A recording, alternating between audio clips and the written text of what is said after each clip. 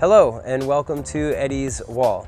Traveling to a foreign location to go snowboarding takes a lot of planning and it can be a bit expensive, so you're gonna have to save up.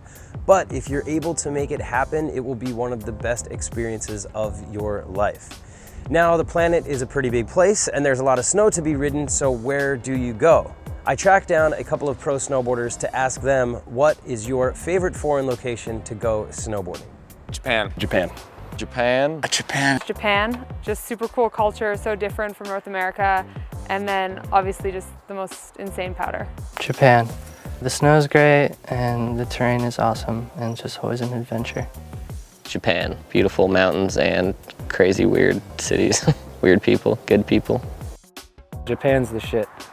It's the best place. The communication barrier is so broken and the only way you have to communicate with the Japanese is through your snowboarding, so you guys are just vibing off what you're doing. So that's cool. I mean, you don't have to speak to get along with someone. You can just vibe out by fucking turning left and right, which is amazing. Okay, well, it looks like Japan is an obvious favorite for people. Japan. What? It's kind of a no-brainer. And there's no wonder. I mean, the powder there is amazing. It's so deep, it's really fluffy, and the terrain is amazing. And also the culture in Japan is so different from anywhere else that just that alone gives it a really unique experience. I also interviewed a couple of other pros for this, but we weren't able to fit everybody into the episode, and a lot of people also said Europe. Countries like France, Italy, Austria, and Switzerland have some of the largest resorts in the world. Take any resort you've been to, multiply it by 10, and then you're getting somewhere in the vicinity of how big these places are. Also, a lot of these big resorts are actually connected.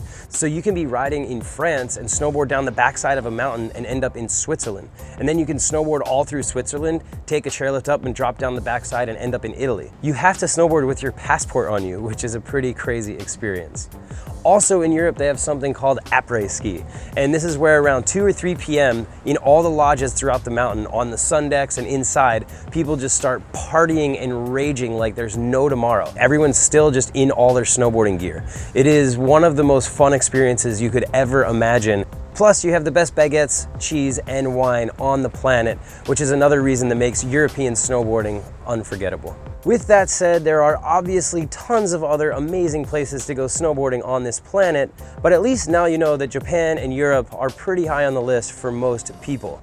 Now, I would love to know your favorite foreign location to go snowboarding, or just a place that you would love to travel to. Please leave it in a comment on the TW Snow Facebook page or on my personal Instagram @EddieWall using the hashtag EddiesWall. Thank you for watching, and we'll see you next week.